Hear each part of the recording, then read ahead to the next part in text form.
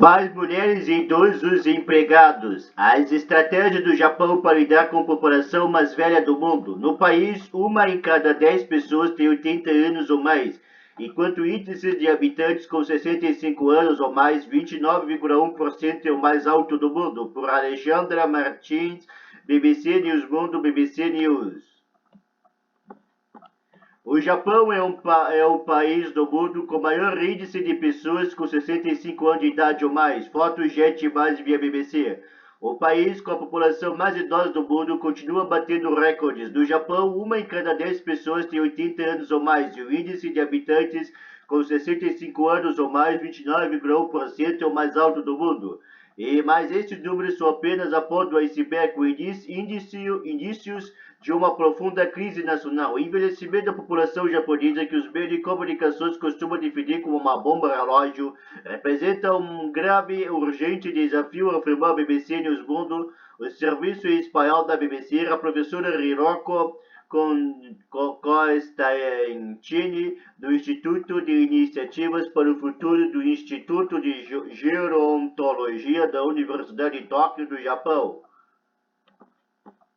Segundo a professora, em 2021, o Japão registrou o menor nível histórico da sua taxa de natalidade, com apenas 811 mil nascimentos e o nível mais baixo desde 1899. A taxa de nascimento por mulher do Japão está muito abaixo dos 2,1%, considerado necessário para manter uma população estável. No Peru, por exemplo, esse número é de 2,1%. Na Argentina, de 1,9%. No Brasil, cerca de 1,6%. A taxa de natalidade atual do Japão é de apenas 1,26 e o índice de envelhecimento da população disparou para 29,29%, afirmou Constantini, o que indica uma mudança demográfica sem precedente. O governo japonês tem procurado aumentar a taxa de natalidade com incentivos econômicos sem sucesso. O que o Japão pode fazer para reagir ao envelhecimento da sua população seria parte de um fenômeno mundial?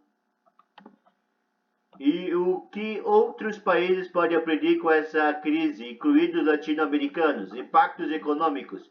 O envelhecimento da população japonesa tem profundas implicações, segundo Constantini. Suas consequências vão da escassez de mão de obra até a queda do crescimento econômico.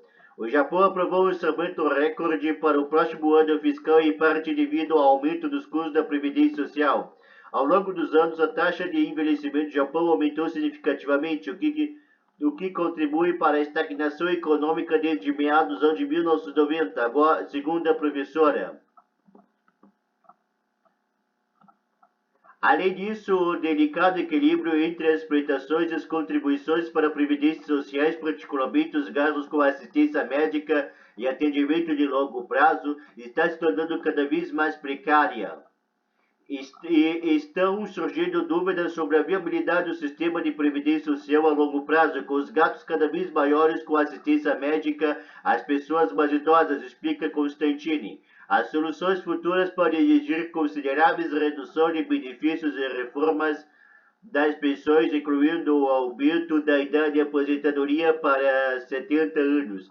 A fim de abordar essa questão multifacetária de forma eficaz, casar-se antes de ter filhos. Para Constantini, os incentivos governamentais para promover o aumento da taxa de natalidade tiveram sucesso limitados.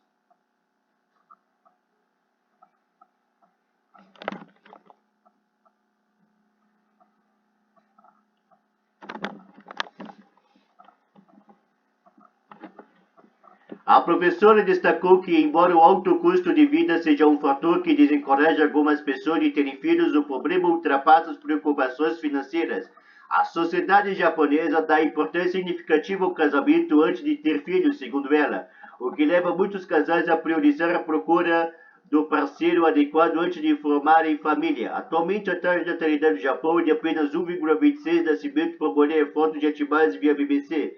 Pesquisas com mulheres solteiras entre 20 e 40 anos revelam diversas razões comuns para retardar ou renunciar ao casamento, que inclui a falta de oportunidade para conhecer possíveis parceiros, o desejo de manter o estilo de vida atual e priorizar a realização pessoal.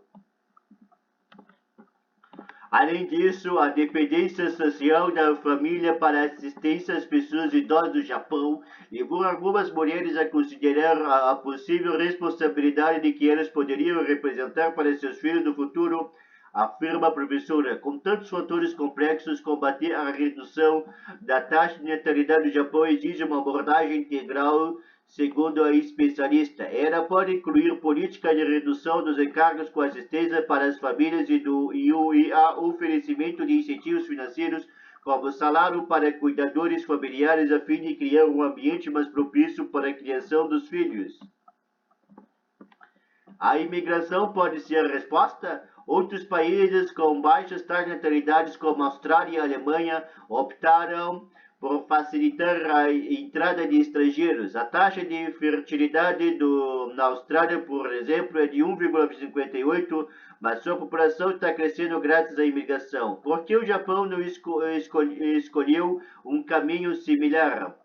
Pesquisas com mulheres solteiras entre 20 e 40 anos revelam diversas razões comuns para retardar ou renunciar ao casamento, que inclui a falta de oportunidade para conhecer possíveis parceiros, o desejo de manter o estilo de vida atual e priorizar a realização pessoal. Além disso, a dependência social da família para assistência às pessoas idosas do Japão levou algumas mulheres a considerar a possível responsabilidade que elas poderiam representar para seus filhos no futuro, afirma a professora. Com tantos fatores complexos, combater a redução da taxa de natalidade do Japão exige uma abordagem integral, segundo o especialista. Ela pode incluir política de redução dos encargos com assistência para as famílias e o oferecimento de incentivos financeiros como salário para cuidadores familiares, a fim de criar um ambiente mais propício para a criação de filhos. A imigração pode ter resposta. Outros países com baixas taxas de natalidade, como a Austrália e a Alemanha, fotos de imagens via BBC. Historicamente, o Japão manteve uma posição passiva com respeito à imigração, que consiste em receber trabalhadores estrangeiros em vez de incentivar ativamente a imigração, explica Constantini. O resultado é que apenas cerca de 1,7% da população japonesa, ou cerca de 2,2 milhões de pessoas, é formada por pessoas nascidas no exterior ou cidadãos estrangeiros, segundo ela. Este enfoque pode ser atribuído ao forte desejo japonês de preservar sua homogeneidade étnica. A relativa homogeneidade étnica do Japão costuma ser considerada um fator que colabora com a baixa incidência de conflitos abertos dentro da sociedade. Para o governo, esta homogeneidade serve de ferramenta política valiosa para a unidade e coesão nacional, explica a professora. A imigração poderia ser uma resposta parcial à falta de trabalhadores, mas o Japão pode priorizar o aumento de participação de mulheres e idosos no mercado de trabalho, segundo Constantini. Considera-se que esta estratégia pode oferecer efeitos mais imediatos, substanciando de forma alinhada ao contexto cultural e histórico do país, afirma a professora. O primeiro-ministro Fumio Kishida afirmou que o Japão pode deixar de funcionar devido à redução de sua taxa de natalidade, fotos de imagens via BBC. O papel das mulheres. Para Constantini, atrair as mulheres para o mercado de trabalho com políticas favoráveis como licença maternidade generosas é uma parte fundamental da solução para a crise japonesa. Algumas empresas já adotaram esse tipo de medida, mas a pesquisadora esclarece que a questão do emprego feminino varia das baixas taxas de natalidade no mercado de trabalho. No Japão, aplica-se um incentivo fiscal para as pessoas com renda anual de menos de 1,03 milhões de ienes, cerca de 7 mil ou 35 mil, cerca de 7 mil dólares ou 35 mil reais. Isso faz com que a quantidade considerável de mulheres tenha empregos não regulares. Em meio período, por exemplo, também é fundamental abordar essa situação. Incorporar as mulheres ao mercado de trabalho é uma parte fundamental da solução da crise japonesa, fotos de base via BBC. Por outro lado, a mudança política por si só são insuficientes, segundo a professora. É fundamental transformar a percepção social do Japão de que a criação dos filhos é considerada responsabilidade principal das mulheres e os homens são vistos como ajudantes e não cuidadores, explica Constantini. É essencial mudar a mentalidade dos chefes supervisores, especialmente dos homens de 50 e 60 anos, que talvez não tenham participado ativamente da criação dos filhos e subestimem sua importância. Além disso, é preciso desenvolver política para apoiar a mulher de 40 anos ou mais, que criaram seus filhos em uma época em que o apoio para a criação dos filhos era escasso. Por isso, eles interromperam suas carreiras e agora precisam de ajuda para formar modelos profissionais viáveis. A política dos 3 filhos. Constantino acredita que o Japão poderia aprender com as medidas adotadas particularmente da França. Durante a minha estada em Paris, observei diversos casos de mulheres que conseguiram equilibrar a necessidade da criação de 3 filhos e dar continuidade às suas carreiras. Na França, por exemplo, as famílias com crianças recebem a partir do 3º filho benefícios consideráveis do imposto de renda, além de redução dos custos da merenda escolar e assistência às crianças fora do horário de trabalho das escolas públicas. Além disso, as famílias com 3 filhos ou mais têm acesso a uma série de outros benefícios, incluindo uma redução de 50% de quase todos os custos de transporte público e diversas outras regalias, segundo a professora. Políticas favoráveis de licença, maternidade, flexibilidade do trabalho e outros benefícios são necessários para atrair mais mulheres para o ambiente profissional. Fotos de imagens via BBC. Constantino destaca que é fundamental reconhecer que nem todas as mulheres que desejam ser mães podem ter filhos e que é totalmente válido que algumas mulheres decidam não ser mães. Mas para aquelas mulheres que desejam ter filhos, fomentar uma norma cultural que incentive as famílias a terem 3 filhos e implementar políticas de apoio são considerações fundamentais. Problema mundial. O Japão é um caso extremo, mas muitos outros países apresentam tendências similares. Depois do Japão, os países atualmente com maior índice de pessoas com 65 anos de idade ou mais são a Itália com 24,5%, a Finlândia com 23,6%, e os percentuais aumentarão significativamente até 2050, segundo a ONU. Hong Kong e a Coreia do Sul irão superar o Japão, com cerca de 40% de pessoas com 65 anos ou mais. A Espanha irá ocupar o 5º lugar com mais de 36%. Em maio ou menor medida, a população de todos os países do mundo vive até idades mais avançadas. Mulheres e os casais estão tendo menos filhos, portanto, o envelhecimento demográfico é um fenômeno mundial, explica Jorge Bravos, especialista de divisão de população do Departamento de Assuntos Econômicos e Sociais das Nações Unidas, dessa na sigla em inglês. Bravos é um dos autores do Relatório Social Mundial dos 23 da ONU, intitulado Que Ninguém Fique para Trás em um Mundo que Envelhece. A ONU afirma que o envelhecimento demográfico é um fenômeno mundial. Fatos mais via BBC. O relatório calcula que o número de pessoas com 65 anos ou mais em todo o mundo dobre nas próximas 3 décadas. Serão 1,6 bilhão de pessoas em 2050. Quando os idosos representarão mais de 16% da população mundial. O Japão há décadas é o país demograficamente mais envelhecido do mundo, mas muitos países da Europa têm de diversas nações da Ásia e das Américas também detêm alto percentual da sua população da faixa de 65 anos ou mais, destaca Bravo. Nesta transição para a sociedade mais envelhecida, alguns países estão mais avançados do que outros. A América Latina, o segundo relatório da ONU, encontra-se em uma fase intermediária. A América Latina tem níveis de fecundidade e mortalidade próximo da média mundial, afirma Bravos. Por isso, seu grau de envelhecimento, segundo medida, a proporção de pessoas com 65 anos ou mais entre o atual da população é atualmente 9,5%, muito próximo da média mundial de 10%. Essas preocupações se encontram em um nível intermediário entre os maiores índices do mundo, mais de 20% do Japão, da Coreia do Sul e muitos países europeus, e os menores níveis da África subsaariana e outras partes da Ásia. Como se preparar para o envelhecimento? Bravos destaca que, embora os países latino-americanos ainda estejam longe dos níveis de envelhecimento do Japão, é preciso prever essa possibilidade. Entre medidas a serem adotadas, o especialista da ONU inclui as seguintes: ampliar a base de contribuição do sistema de previdência social, ajustando a idade de aposentadoria proporcionalmente ao aumento da expectativa de vida, Investir em melhorar as condições de saúde ao longo da vida, sem se concentrar apenas em intervenções curativas.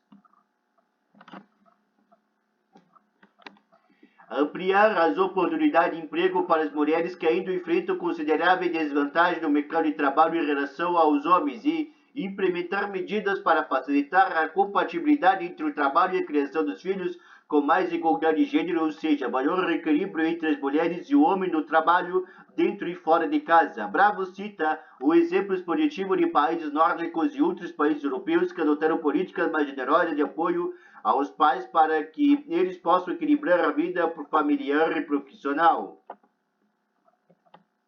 Estas políticas, segundo ele, incluem programas para facilitar o emprego, licença, maternidade e paternidade, horários de trabalhos flexíveis, créditos fiscais e subsídios substanciais para assistência às crianças.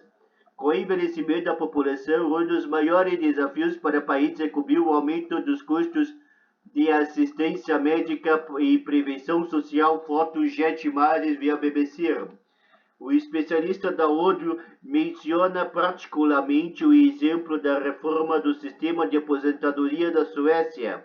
Aquele país introduziu nos anos de 1990 um sistema de distribuição de contas virtuais do qual as aposentadorias são concedidas proporcionalmente às medidas e às contribuições individuais realizadas durante a vida profissional, ajustadas ao nível de expectativa de vida de cada grupo de aposentados.